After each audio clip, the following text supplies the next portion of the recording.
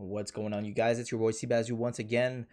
So the purpose of this video is just to make a little bit of an update, a guide on Arcane Mage, kind of run through to you guys like what changed maybe compared to the last guide I did in 8.1.5, I believe. There isn't that much that changed if we look towards like Arcane stuff, but maybe the playstyle kind of changed a little bit. So we'll get into the video and hopefully I can answer all of your questions. So, first of all, we're going to go with talents first, just because I think that's like the easiest and most basic part of the guide. Yeah, so basically in the level 15 row, you always want to go, sorry about that. That was an alarm. To make this guide actually, so it's perfect timing. Yeah, so level 15 row is actually, I never change amplification.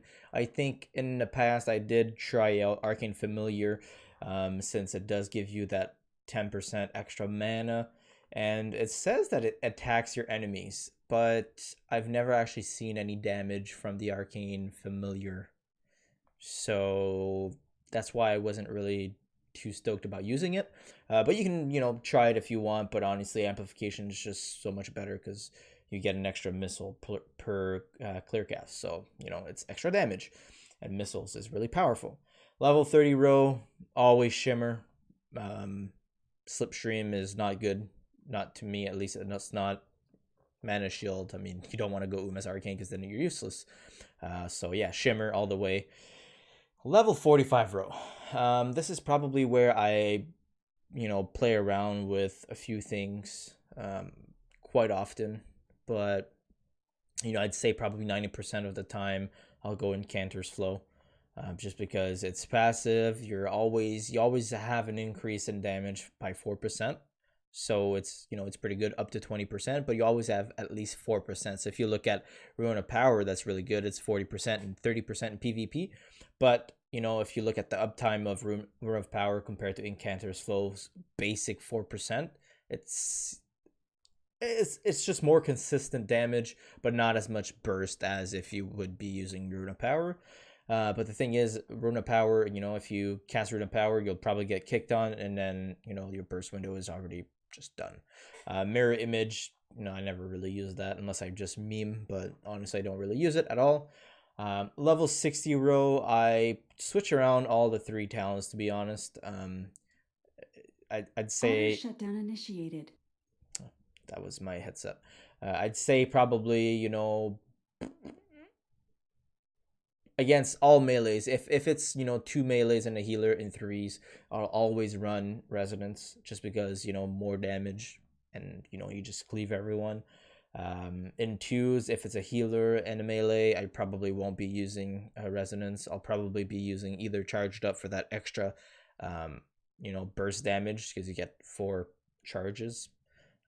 But if not, I do really like whenever I play like another mage, like a fire mage or a Destro Warlock, I like to play Supernova because then I technically get like a second kick. If I'm stuck in the open and I know that I can't get away from a Chaos Bolt or like 3 Chaos Bolts coming, then I can cast a Supernova and that gives me that extra time to run away or hide, stuff like that. So that's an option, but Resonance, Supernova is probably my 2 most used out of that row. If we look at the 75 row, 100% Chrono Shift is just so powerful. I was thinking about giving a try with Ring of Frost, but honestly, it DRs with sheep. So to me, it's just one of those things where if you get it off, it's powerful. But if you look at Chrono Shift, it's just so much more powerful. Arcane Barrage slows the enemy by 50% and increases your speed by 50%. So that means it's like 100%. So it's pretty powerful. Level 90 row. Reverberate, I never use that. Maybe in BGs sometimes just to play around, but I never use that in arenas. Touch of the Magi. It's really good. I think, that extra damage is good. The only thing you have to be very careful with is it'll break CC. So, example, if you get a proc of Touch of the Magi on someone and it's a double melee and you want to sheep the other melee, well, the Touch of the Magi does AoE damage and it could break a CC. So that's when, it's one of those things where it depends on what you're fighting and what kind of playstyle you like to play. Now, Nether Tempest is shit, like it's garbage, but you have control over if you want to put it on someone. It's very powerful if you want to put it on the rogue or feral or stuff like that to keep a dot on, or even a healer.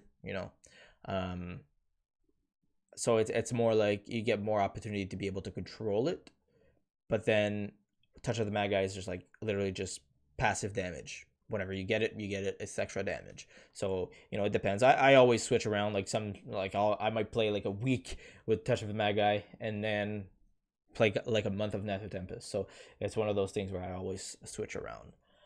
Level 100 row, always Arcane Orb. I go like 99% of the time Arcane Orb.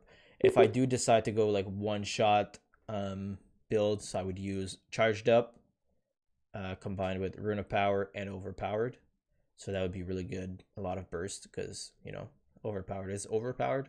But it's just, Arcane Orb is just so much better to just consistently put out pressure. Your orbs are so easy to get them back. So, but yeah, Arcane Orb for sure. Now, PvP talents. Arcane Empowerment, that's just locked there. It never moves. Always there. So, yeah. Never move out of there. Mass Invisibility. There's some Arcane Mage that will debate and say that it's not that good. And that, Netherwind Armor might be better. But I think Mass Invisibility is just so good to, one, if someone's casting a GPI or a Chaos Bolt on your partner or yourself, and there's nothing, no CDs or no CCs, no stop on ourself or from our side, then, popping Mass Invisibility will prevent them from casting that. Also, I can cast a sheep while Mass Invis, so it's all those things. I think it's just so beneficial, to me. The third one, Temporal Shield, is pretty much always there. It's just so powerful. The only one that I might switch actually is Mass Invis. Actually, no. I like to keep Mass Invis over an Arcane Empowerment. If I know that it's going to be like a dampening game where there's going to be a lot of damage, but I have to focus on surviving and stuff, or if it's a Resto Druid, I might try Kleptomania or Netherwind Armor, depending. Like if it's a rogue, maybe I'll go with Netherwind. But our Druid, there's Kleptomania. But I honestly don't even use Kleptomania because I find, if there's like 3 hots on someone with spell steals, normally I would have to just do 3 spell steals, and as Arcane, you don't really go as quick while spell stealing. And if you use Kleptomania, then you have a 30-second cooldown every time you use it. So it's one of those things where it depends. Like, it's good for Rogue Mage because you just literally just wipe out someone from their hots and then just CC the healer and then kill him. But I guess it depends on how you like to play. I like to play, just in basically all the time and then just run. Depends on what I play with as well. So it depends on the person. The other thing, stats. I personally love haste. I try to put haste on everything I have. There's a few pieces. This thing is actually awesome. A lot of haste. I would love to get another trinket that has haste. All my pieces have haste, haste, haste, haste, haste, haste.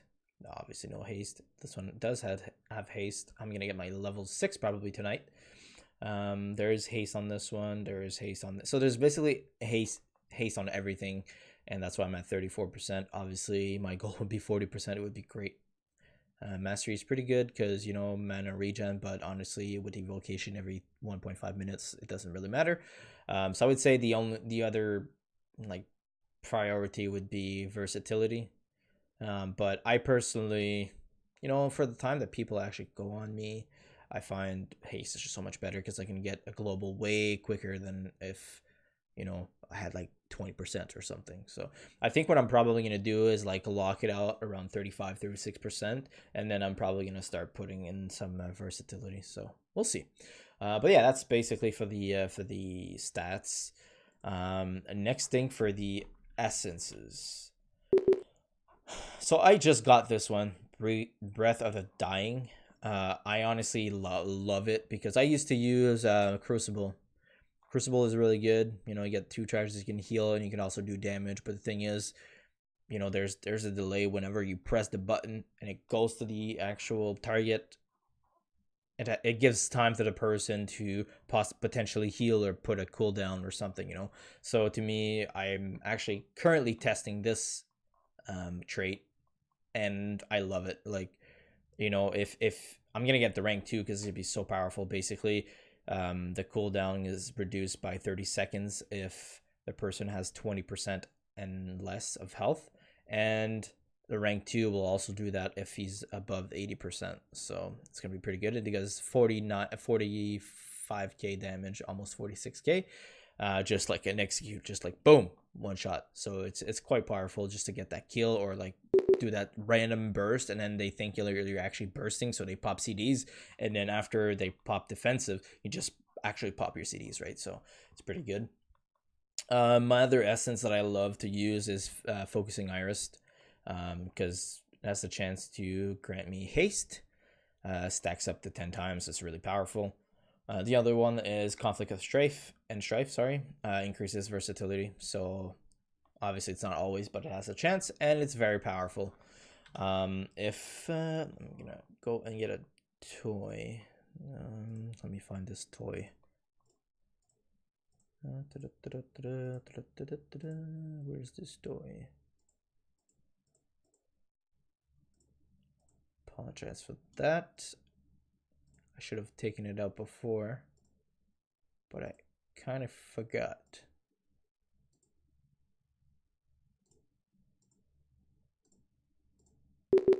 I'm looking for a target dummy, basically. There it is.